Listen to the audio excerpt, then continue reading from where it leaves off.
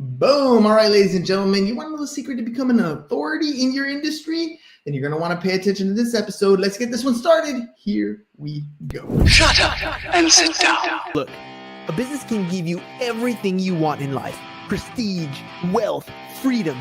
It can also take everything away from you. This show is for those who are willing to take that risk. These are the real life stories of entrepreneurs. But before we start, I have one small favor to ask. Please leave a comment. It can be advice, critiques, tips, feedback, or share this with someone because your engagement is the most valuable and most powerful form of social currency. So thank you, and welcome to another episode of Business Boss! All right, ladies and gentlemen, he started with nothing but a vision and turned it into a thriving business. By focusing on a niche market, he built credibility, authority, and long-term success. Now he's helping entrepreneurs take control of their finances and build lasting wealth. So please help me welcome to the show, Mr. Timothy Wingate Jr.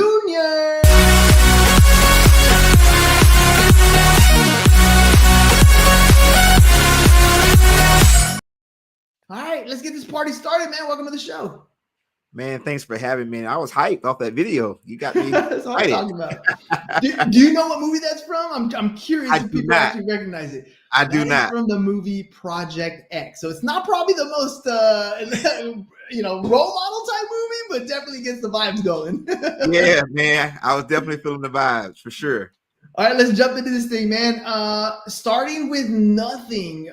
Tell me a little bit about your story. Like, what did you, obviously starting out with nothing is pretty descriptive, but what did you end up doing and what are you doing today? Yeah, so when we say start out with nothing, I was running a nonprofit organization prior to this, but then when we closed that down, I had nothing, to start with. So I was trying to figure out what's the next move for me. And I realized that I wanted to help other small businesses to not go through all the things that I went through with the nonprofit.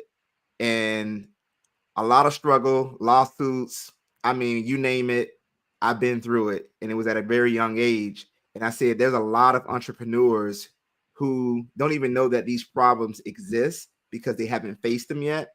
And I said, man, I want to be right there by their side when they go through them, or to help them proactively, like, not have those things happen to their company. So that was the thing that started me out, and I just want to come out strong and really, really, be a partner and an advisor to these entrepreneurs.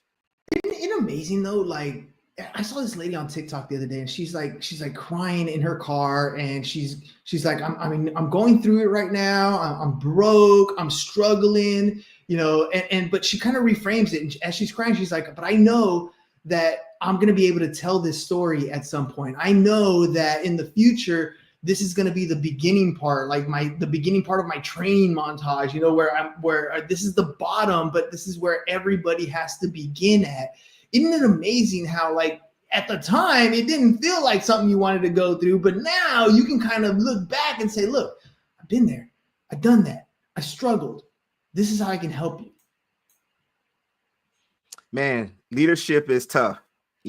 Every leader, when I even think back, a couple of stories that I've read throughout, my journey here, because books become my mentor, So I've read stories from Sam Walton, his journey to building Walmart, and Mark Cuban with his journey in building, I think it was Micro Solutions is what it was called. But, all these different entrepreneurs went through similar struggles, but it seemed like you have to go through those struggles in order to be an effective leader. And so it's necessary. Yeah. It's the experience, right? What's that saying that smart people learn from their mistakes and geniuses learn from the mistakes of others. And you're picking up mentors, even though, early on, especially when you're first getting started, you might not have the money to hire a mentor, but books are relatively inexpensive. And that's where a lot of those mentors have given us all these tools to learn. So you had to build some sort of authority. You had to learn something. What did you learn from these authors that helped you kind of niche down and become an expert yourself? What I've learned is I learned to build slow. So everybody wants to jump and be that millionaire right away.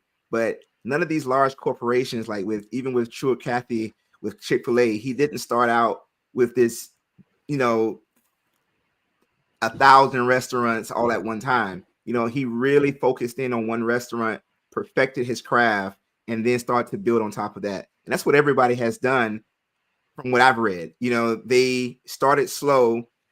They slept with, you know, I mean, in their friends' rooms or apartments on the floors, you know, really just living on the bare minimum so that way they can put everything they have into a business and give the business everything it needs so it can thrive. And so I just learned to move slow, focus on what's not working and perfect it, and then build on top of that once you perfect it. So what did you end up niching down in? What was that thing that you were like, all right, this is what I'm going to build my business on. This is where I'm going to build my platform. This is where I'm going to have my expertise. Yeah, so I niched down on construction.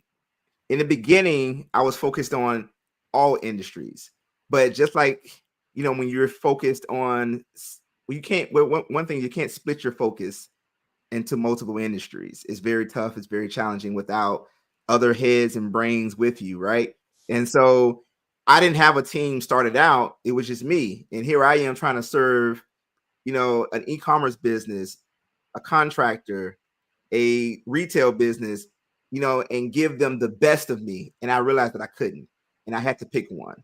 And so I decided to niche down on construction because my father was a general contractor for years. You know, he still is a general contractor and has been a mentor to me in many ways because he's been an entrepreneur all my life, you know, so I never for anyone else. Having him set the tone and made it very, very easy for me to choose construction because it was the low hanging fruit. I knew these guys. I know how they move. I know what they value. I know how they think. I know how they talk, you know, so that's what I started to focus on.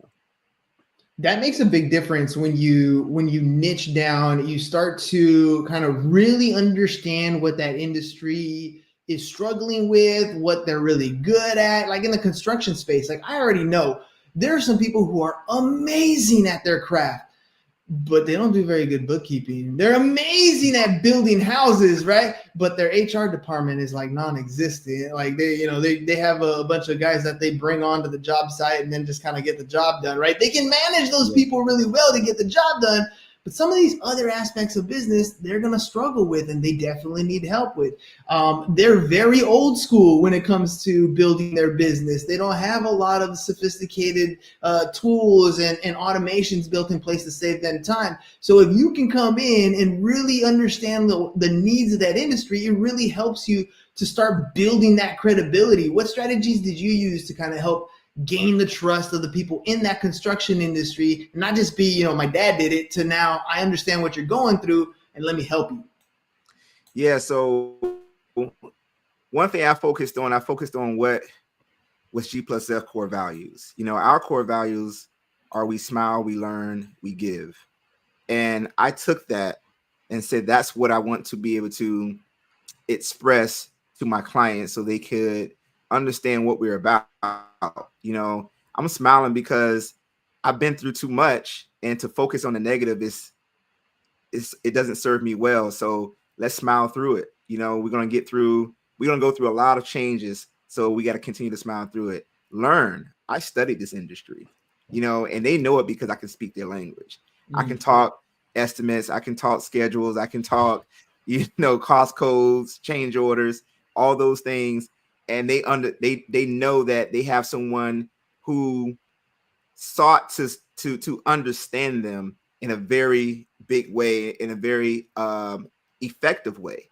And so that's what I did. So I'm a constant learner. I'll be learning till I'm 100 years old. That's how I look. I'll be reading books, going to seminars, doing whatever it is to get an up, you know, in life. And then we give. For me, it's not all about taking from my clients. You know, of course, they're paying me for a service, but it's about how much can I give. I want to outgive the client. You know what I mean? Whatever they're doing for my organization, I want to triple that, double that, you know, and that's what they get from me. They see that, hey, I'm going to extend hours. I'm going to be working with them every week. I'm going to answer the phone call. You know, a lot of accountants don't answer their phones, but I actually will answer my phone and let them know that, hey, you know, if it's a quick thing, I can try to work it out with you.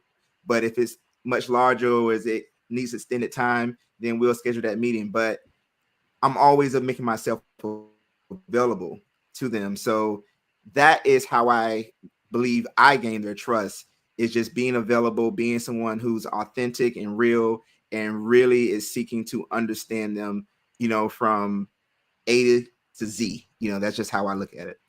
And the credibility is important. You're in a field where, oftentimes, I don't know about you, but like growing up, I knew that speaking about money with certain family members, that was a taboo subject. You did not talk about money at the dinner table in a Hispanic family, right? So that's just kind of how we roll. But as you build that credibility, all of a sudden that kind of opens the door to say, look, I understand what you're going through. Let me help you with XYZ, because I know that usually clients in your industry will run out of cash as one job is nearing end before the next one starts to start. So we need to figure out how do you solve this cash flow issue? How do you build these financial reserves? So when clients come to you and now that you have the credibility, you're able to talk to them about these sort of things. How do you help them solve kind of the cash flow problems or build a reserve so that they can avoid some of those cash flow pitfalls? Yeah. So one thing, when I come to them, they sometimes express to me that a couple things. My books are not in order, Mm-hmm. Then they say they pay themselves a salary, but they're not running payroll. Yeah. So, and then, they just have no plan. They're just hustlers. These guys know how to go out and get a job, but they're not planning on what type of job to go get, or does this job help me grow the company, or is it just something to fill, the time or gap or whatever it is. So my thing is I come in and say, okay, we first got to get rid of the 3 no's, no baseline, no salary, and no plan. So let's first establish a baseline, meaning that I need to know where the company sits from a financial perspective. So that way I can advise you properly on what is going wrong or what is going right. So we have to establish that baseline. And usually that consists of cleaning up the books for a year or get their accounting in order some type of way. Then we want to get them on a salary. Hey, what is the bare minimum you need to take home to just function? Now we may need to make some adjustments if it's $200,000, depending on the size of the company. But we want to make sure that they're not robbing the company, because if you're robbing the company, meaning that you're taking too much salary and not leaving enough profit in there to grow the company or to add to the company, then I call that robbing the company. And so we want to establish a reasonable salary for that particular owner. Next thing we want to do, we want to make sure this owner has a plan, a vision. Like if you don't communicate your vision to me, how can I help you move to the next step?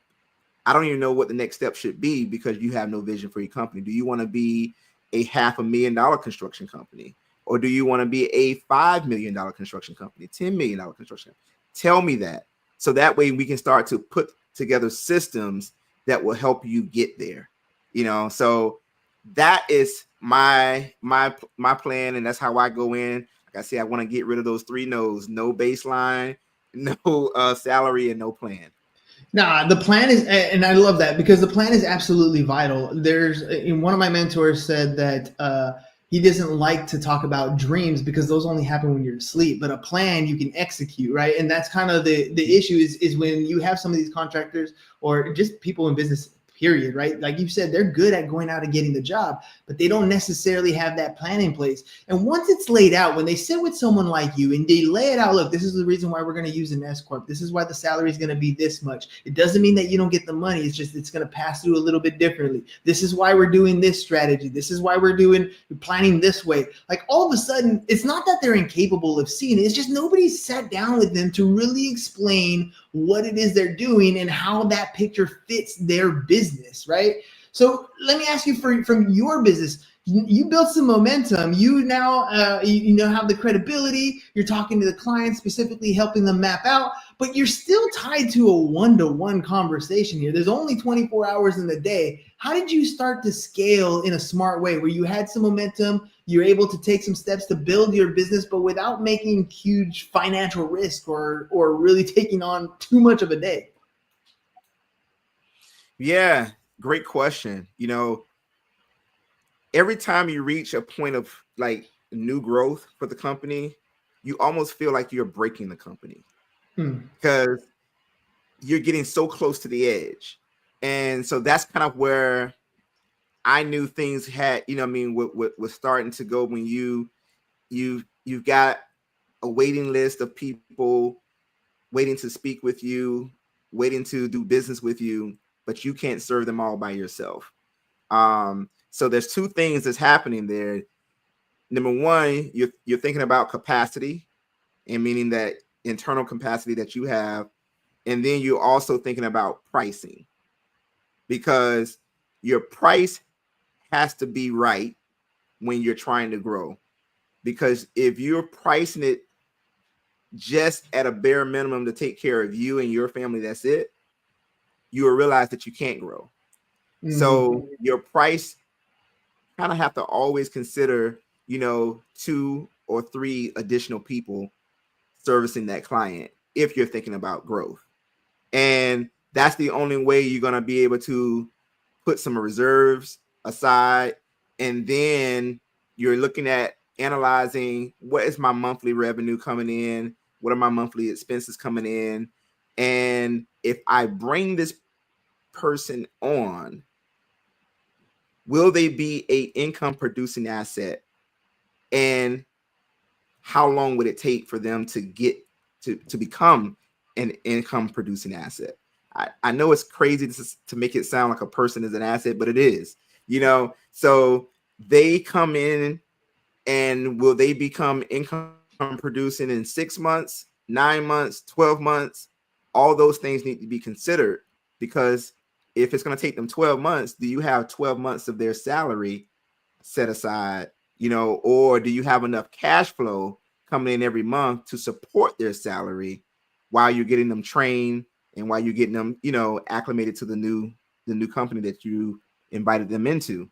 So those are the things that you need to think about when you're thinking about growth and capacity and, scaling the company.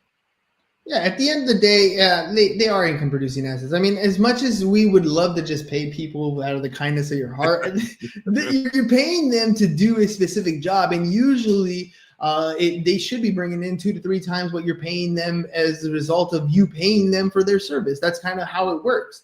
And I love how you quoted the other stuff too about trying to scale a company and make sure your pricing's right, because that kind of differentiates the difference between building a real business and building a lifestyle business, because there is a difference in the two.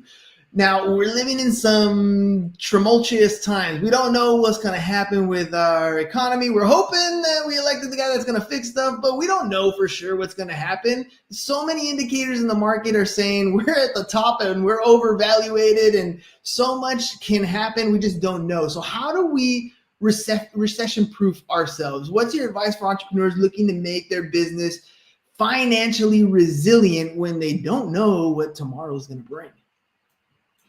I say take care of your clients. It's just that simple. Continue to be there for them. Continue to provide them with good service, a good product.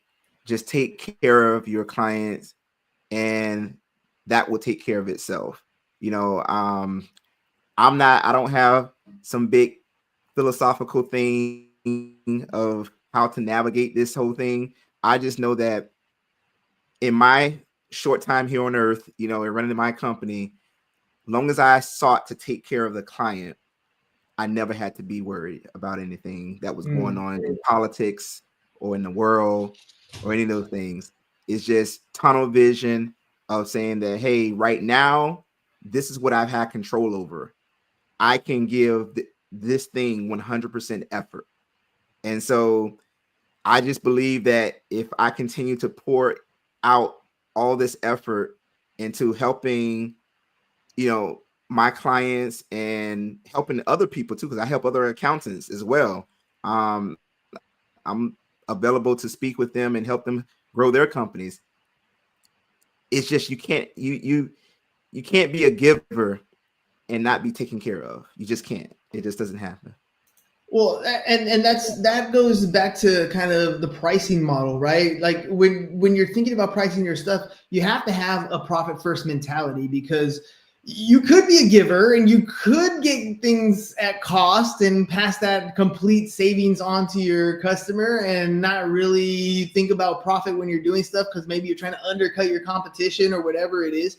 But pricing that appropriately is going to give you that flexibility. It's going to give you that mobility to add that team member that you're looking for. But not just that.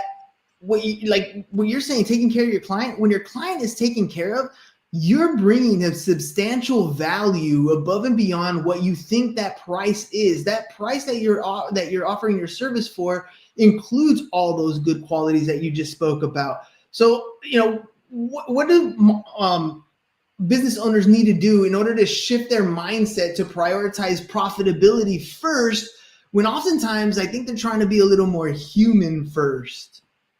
Yeah, so we got to be rational thinkers. We have to be critical thinkers when it comes down to what we're ultimately doing this for.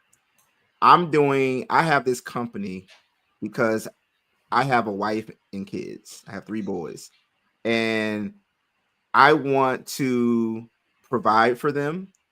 I want my children to have the option to come and work for the company if they so choose. And I want to be able to be a philanthropist in my own right.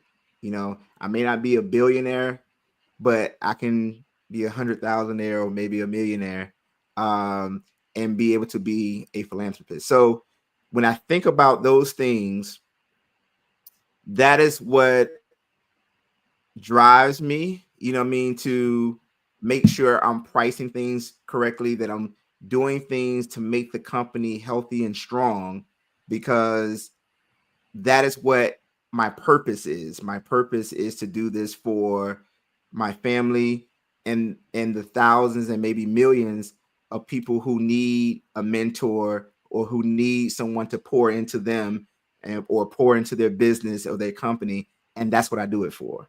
And so I hope that answers your question.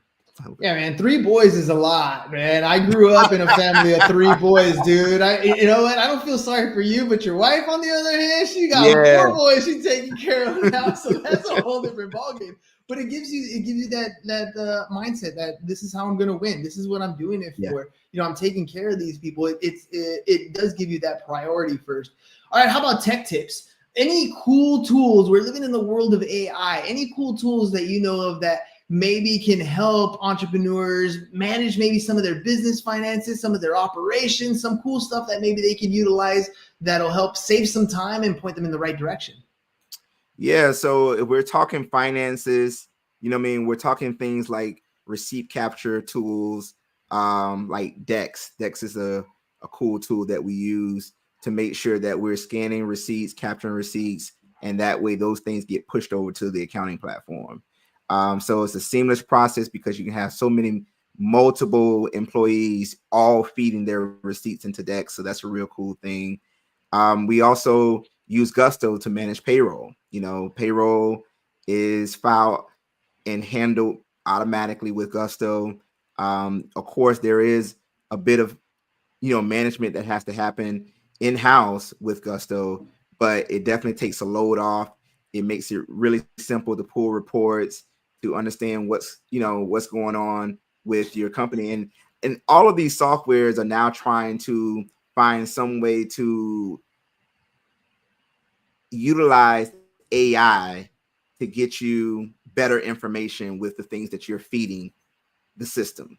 So that's one thing that's really cool. On the operation side, like having effective meetings, man, what's been a game changer for us is Fireflies, which is a note taker that joins all of our meetings. So if you think about it, the Fireflies can be on your phone, it can be on your computer, but having that AI note taker makes it just ensures that everything that's being said in the room is being captured and then summarized and then distributed to everyone who it needs to be distributed to, and everybody's in the know. So and it catalogs it. It's like an assistant in the room right there with you. Has been a game changer because we've been able to go back and find, you know, different keywords and conversations that were very important to the company and to sometimes clients, to be able to,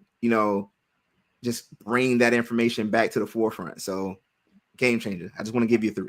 And there's a ton, I'm sure, man. So if people wanted to get more help, they wanted to sit down, because yes, AI has a lot of great tools, a lot of cool features that you can help in your business, but sometimes you still need that human approach. You still need someone to sit down and get you that help that you need. So if people want to reach out to you, they want to find out more about what you do and how you can help their business, how can they get a hold of you?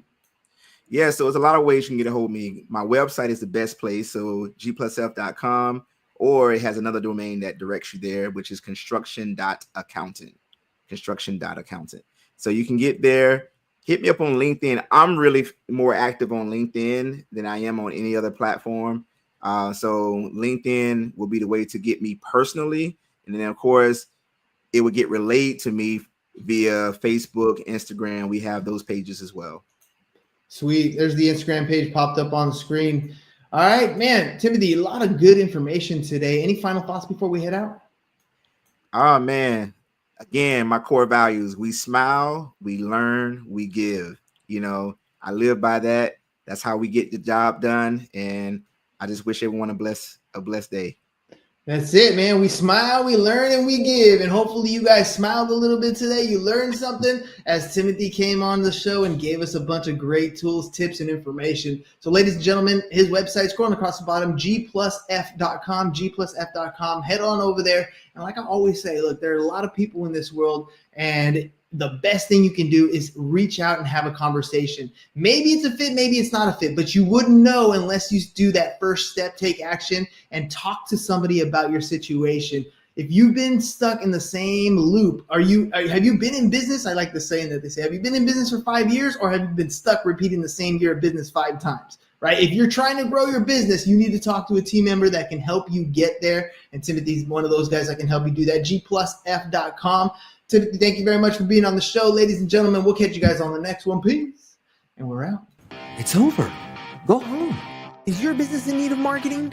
Try starting a podcast. But not just any podcast. Podcast like a pro.